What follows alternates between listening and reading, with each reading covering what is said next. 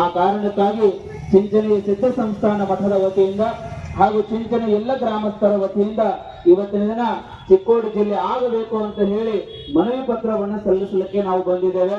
ಈ ಎಲ್ಲ ಜಿಲ್ಲಾ ಹೋರಾಟ ಸಮಿತಿಗೆ ನಾನು ಹೇಳೋದಕ್ಕೆ ಇಷ್ಟಪಡ್ತೇನೆ.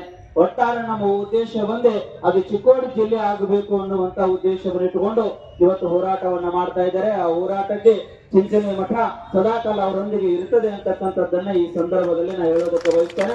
ಈ ಸದ್ಯ ಸರ್ಕಾರದಲ್ಲಿ ನಾವು ನಿಲ್ಲುತ್ತೇವೆ. ತಾವು ದಯವಿಟ್ಟು ಇದು ಚಿಂಚನೆ ಸಿದ್ಧ ಸಂಸ್ಥಾನ ಮಠದ ನಿಮ್ಮ ಸ್ವಾಮಿಗಳ ವೇದಿಕೆಗೆ ಬಂದ ಬಳಿಕ ನೀವು ದಯವಿಟ್ಟು ಅಲ್ಲಿ ಬರಬೇಕು ಅಂತ ವಿನಂತಿಸಿಕೊಳ್ಳುತ್ತೇನೆ.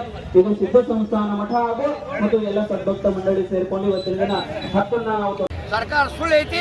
ನಾ ಇವತ್ತೇನಿದೆ ಕರ್ನಾಟಕ ಸರ್ಕಾರ ವಿರುದ್ಧ ನಾ ಧಿಕ್ಕಾರಕ್ಕೆ ಹೋಗ್ತೇನೆ. ನಾ ಇವತ್ತು ಸುಳ್ಳು ಹೇಳ್ತಾರೆ. ಚುನಾವಣೆ ಸಂದರ್ಭದಲ್ಲಿ ಯಾವ್ಯಾವ ನಾಯಕರನ್ನು ಭರವಸೆ ಕೊಟ್ಟು ಚಿಕ್ಕೋಡಿ ಜಿಲ್ಲೆ ಮಾಡ್ತಾರೆ ನೋಡ್ರಿ, RD ಗ್ರೌಂಡ್ದಾಗ ಸಾರ್ವಜನಿಕ ಸಭೆದಾಗ ಮಾತಾಡಿದಾರೆ.